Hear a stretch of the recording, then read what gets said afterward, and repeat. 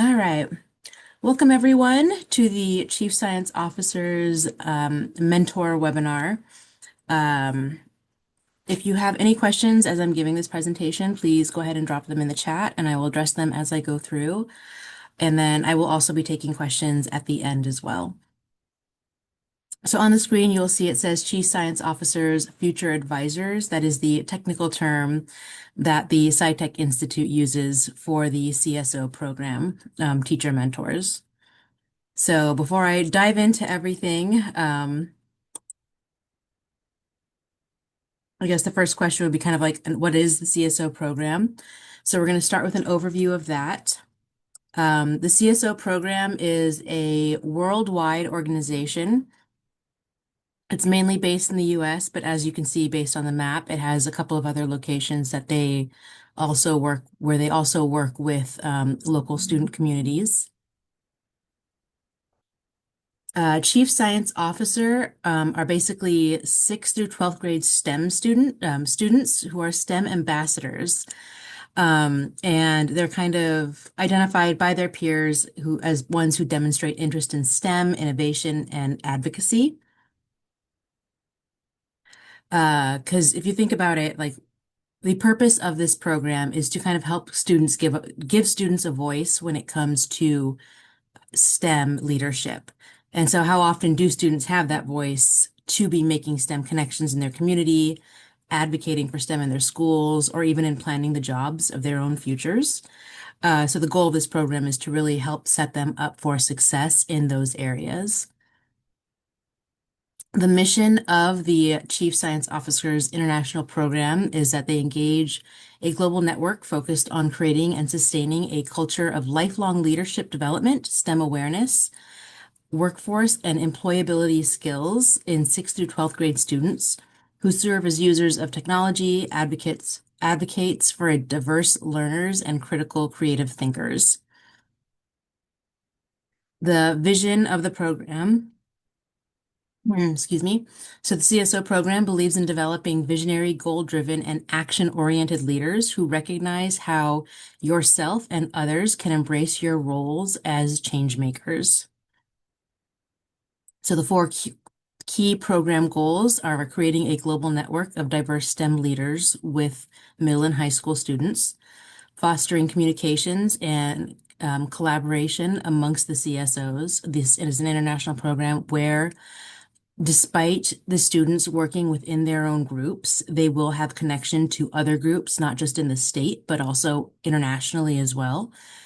Enrich STEM culture and career awareness, and amplify student voice in STEM conversations in the community. Just late last month, this year's CSOs were invited to a student panel talk with NV Energy to basically let their opinions be heard on what energy conservation means and the importance of it. And so it's really impactful that they're getting to talk with people, like, NV Energy, which is like a local decision maker for our energy, being able to talk with them, those community people, and letting their voices be heard. So a breakdown of the roles in the CSO program, you have CSO International, which operates out of SciTech Institute in Arizona, which is nice because they're right next door. And then from there, you have the regional lead, which is myself. I am Shauna. I did not introduce myself. I never do, and I apologize for that. My name is Shauna Witt. I am the STEM Workforce Development Manager here at DRI within our STEM education program. I am also the regional lead for the CSO program, which is a workforce development program at its core. From there, you have cabinet coordinators. Down here in the south, our cabinet coordinator is Ruby Birch.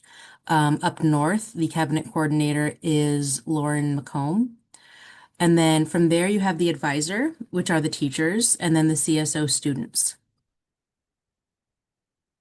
So as an advisor, as your role, if you decide to join the CSO program, your job would be to basically support the CSOs and help them advocate for STEM in their community and on campus.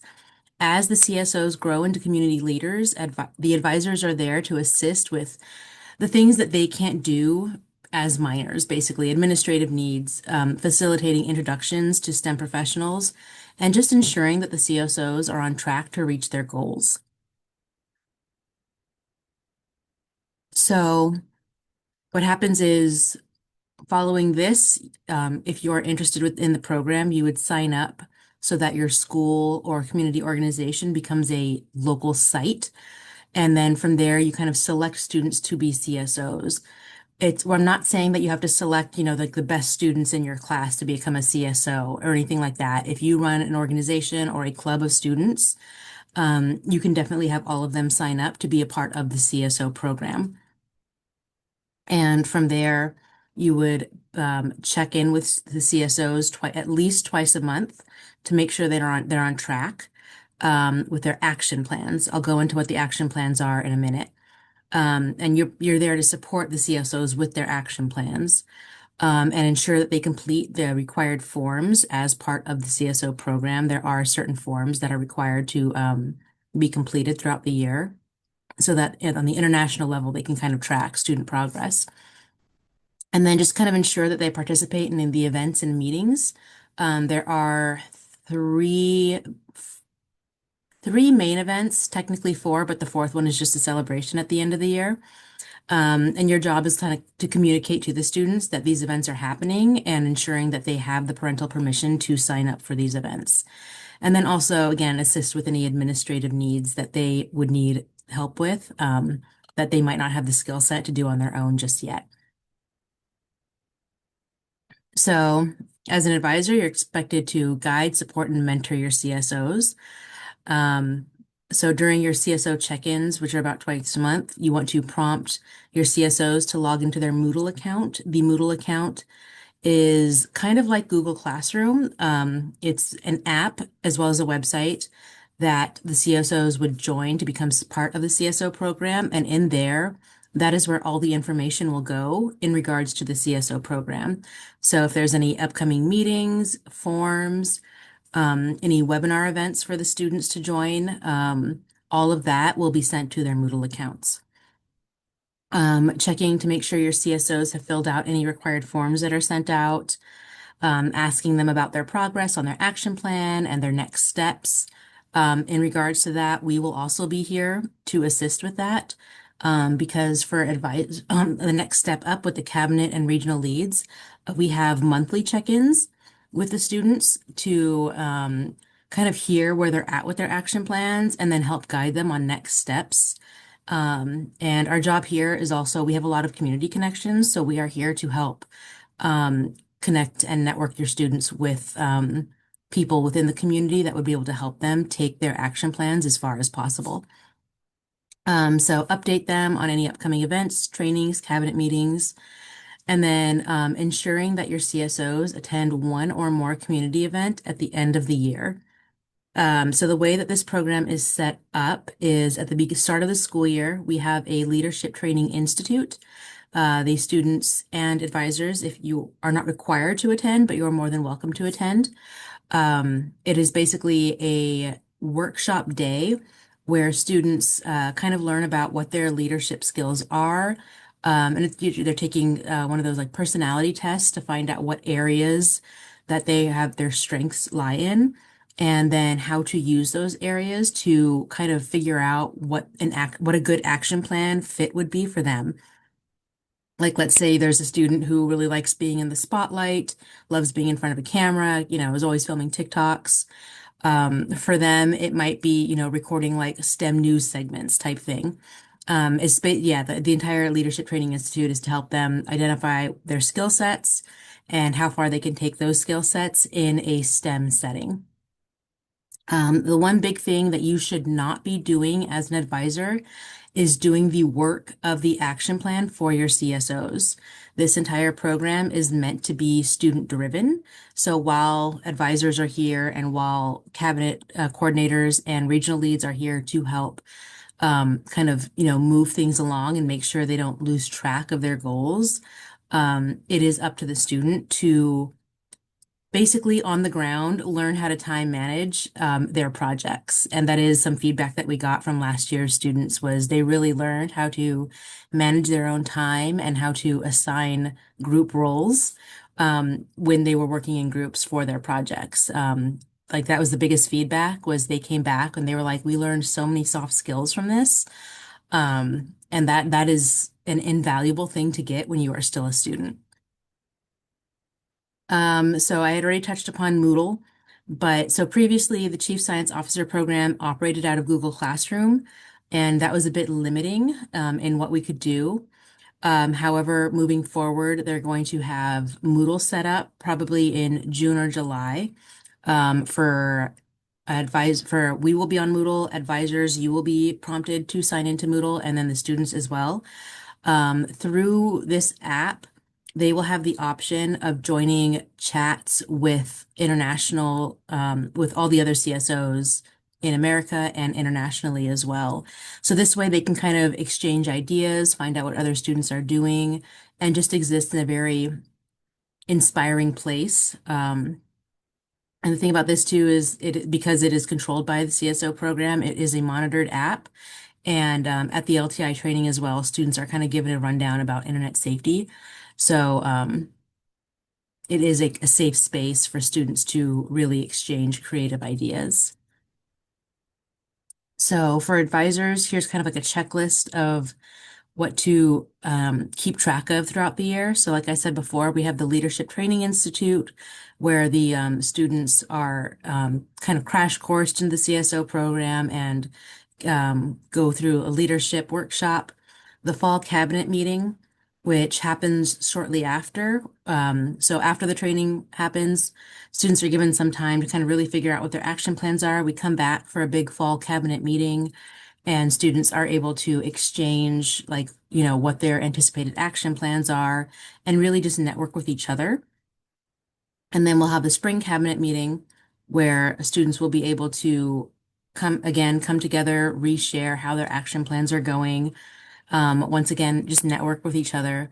An end of the year celebration, which is just a big party to celebrate all the achievements that they have done throughout the year. And then for advisors personally, just making sure you meet with your CSOs biweekly. And as for the required forms that I keep mentioning, we have the CSO registration form. So while if an advisor might sign up, you might sign up and get your site registered as a CSO site. We can count the site, but we cannot count your students until they are registered. We have a Leadership Training Institute feedback form just to find out like what the students thought of the training so we can learn how to fine tune it for next time and improve upon it. An approved action plan form. So once they have their action plan, they need to submit that and we need to approve of it. Because we want to set them up for success. We don't want to just tell them, okay, go do your action plan and then just, you know, well, I'm going to go build a skate park. That's not something that's quite feasible if they're a first year CSO. Maybe if they're a third year CSO and have established what's the word I'm looking for? An established background in what they're doing. But yeah, we need to approve of their action plans. Making sure they fill out the fall cabinet meeting form, the spring cabinet meeting form, and the end of the year feedback form. And then there is an additional action plan form, which is optional if they've got more than one idea that they want to implement. Alrighty, so the Leadership Training Institute I went over. The action plan. Okay, so the action plan that every CSO is required, they're all required to complete at least one action plan a year. And an action plan is basically a STEM-based project that solves a problem, enriches STEM culture, or addresses a need in their school or community.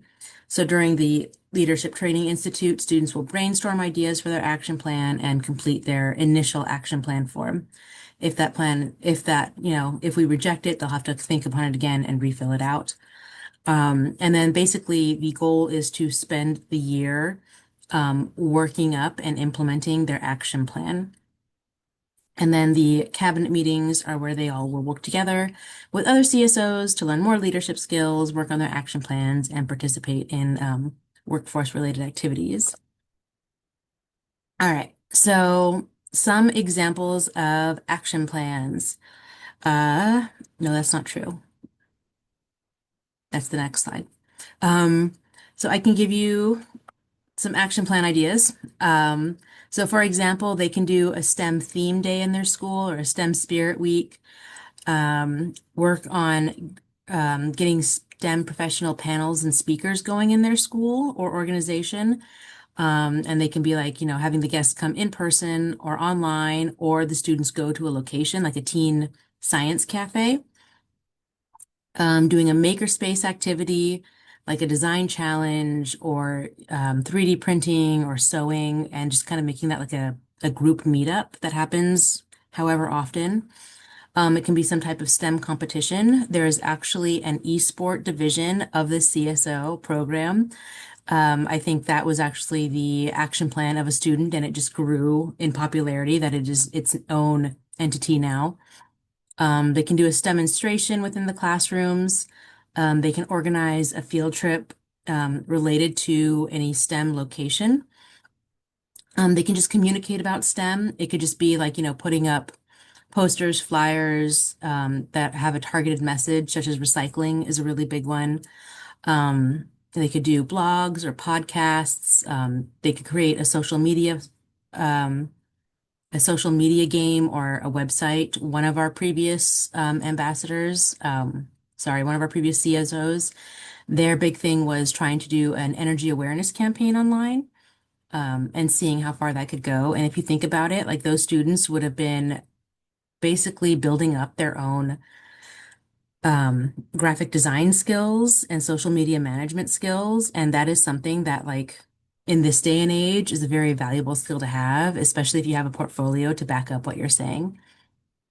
They can try and organize the STEM-based sessions at camp, or even just going in to support trainers at the camp, starting a STEM club, or start or improve like a community improvement project, such as a garden or recycling program.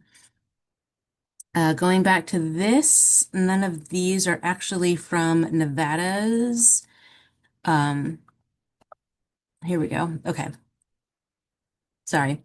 Um, so if you look at this slide here, one of our CSOs, they took a dollhouse and retrofitted it to become a board game. And so while that's more artsy, the board game was related to energy conservation in the home.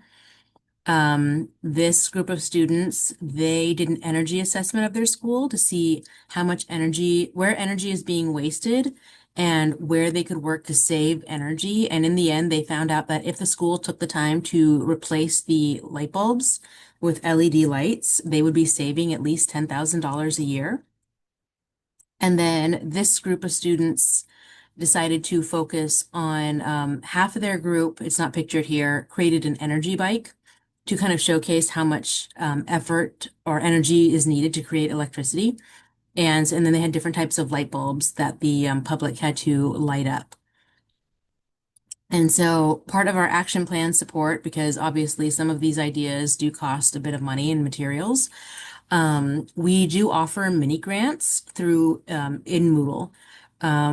NV Energy and Southwest Gas are very big supporters of this program and offer up to $500 in material stipends to support any project that is energy conservation or energy efficiency related.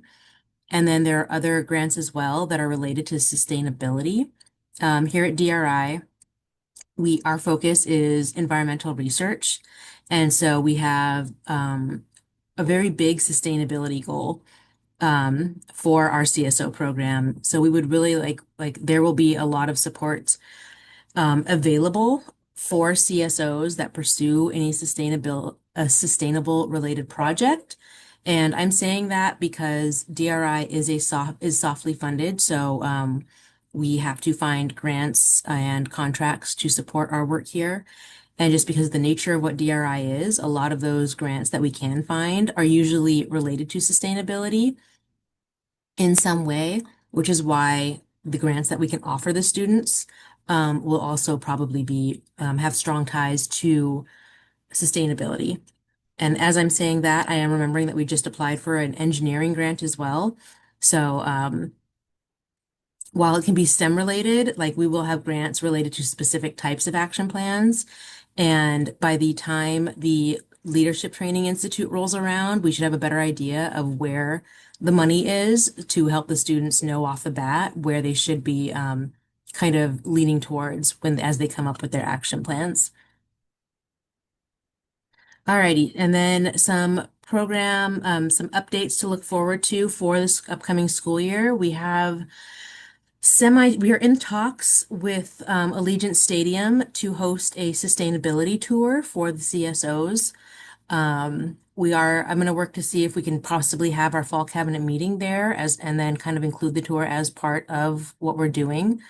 Um, because Allegiant Stadium does have a very strong belief in sustainability. A lot of work has gone into making Allegiant Stadium as sustainable as possible. So we really want to showcase that to the CSO students, to just really show that, while we're pushing for sustainability, it's not just, a wishful like thinking goal that we have. Like it is something that is happening here in Vegas, and a lot of corporations are really looking forward to a sustainable future as well. Another thing that we will also offer in um, with through the CSO program are travel opportunities. There is the STEM Ecosystems Conference happening in Washington, D.C. from October 20th through the 22nd. The Chief Science Officer program will pay for, usually it is two students. They will cover all travel costs, conference costs, to fly them out to the conference, once there, and then a chaperone as well, which is usually the regional lead or one of the cabinet coordinators. If any of the advisors would like to come as well, let me check my notes. They will cover, okay. They do not cover travel to get out there, but once you are out there, um, all you have to cover is a fee of about $500, which is much less than like the combined cost to get out there for a conference. An advisor would just have to cover for travel and a $500 fee, to accompany the students, to also attend the conference as well, if interested. There's this conference, and then there is also the Desert Botanical event happening in Arizona. That one is happening September 13th, so it'll be happening very quickly after the program gets started. That one, they're looking to fly out to CSO students as well. And because that is so early in the year, that one will probably be based on an advisor nomination.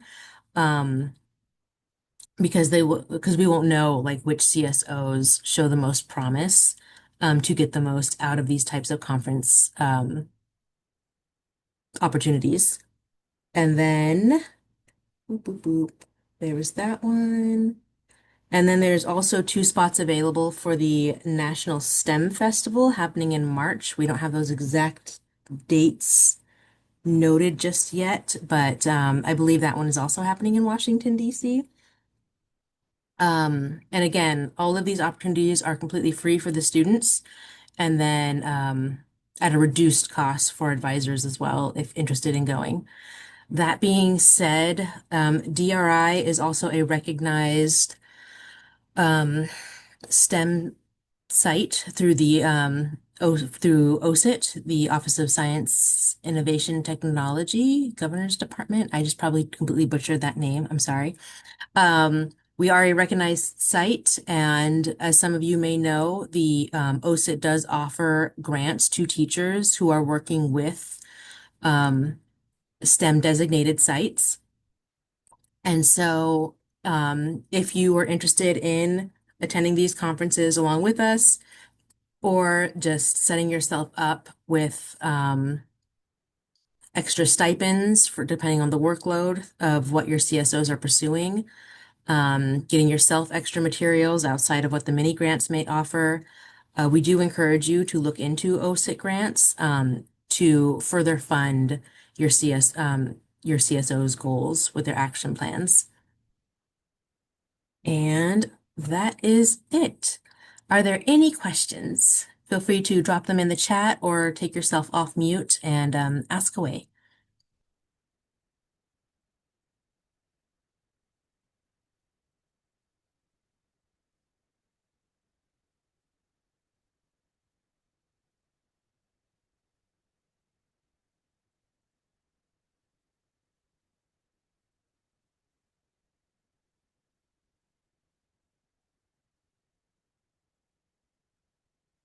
All right, well, when is the start date? That is a really good question. We are going to release that information over summer. This spring has been very busy at DRI, but we are actually going to be spending June laying out the calendar for the year. And so basically after following this, when I release the recording to everybody, I will also have the sign up form for advisors for a site intent. That will be able to get you in the Moodle system. And so we will have you down as a confirmed advisor. And over summer, we will release the calendar. But we are looking to host the Leadership Training Institute either in late August or very early September. So it's basically set to start like once the school year starts in terms of you gathering your chief science officers and kind of letting them know that this is a program that this group of students will be a part of to pursue throughout the school year. And then we do have some students now. Let's see. So we've got one,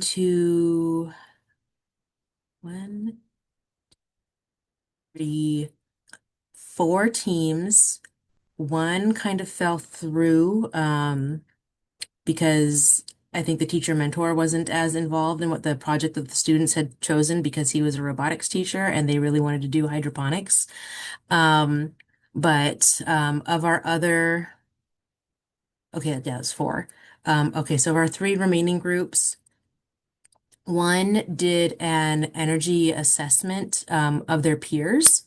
They basically kind of put out flyers with a QR code with a survey to kind of gauge where fellow students' knowledge was when it came to energy savings and what they did. So, like, the questions were, how long are your showers? Do you leave the lights on? Do you leave your game systems on all night? Just like, ways where a typical student might be saving or wasting energy and water. And then from there, they created a targeted campaign based on where the gaps were. Like if every student was saying like, yeah, my showers are 20 minutes or longer, they then created a targeted kind of PSA ad campaign around their school, telling students to take shorter showers.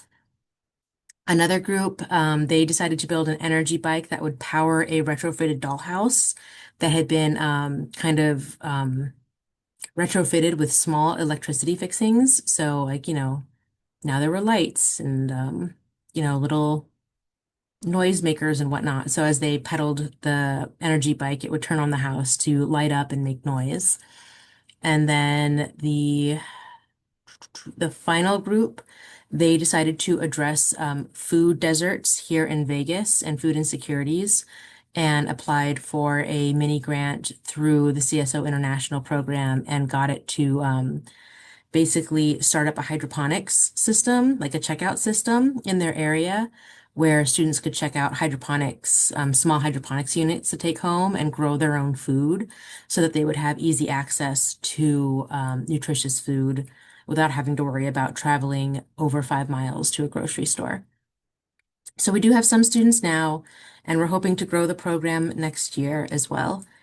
And then can advisors reach out to me with questions later? Yes, I forgot to put my email on the slide, but that's okay. I will drop it in the comments below as I post this video on YouTube, and I will also include it in the email so you can contact me, shauna.witt@dri.edu with any questions you might have, and I will definitely fully address them afterwards. All right. That was exactly half an hour. Yay.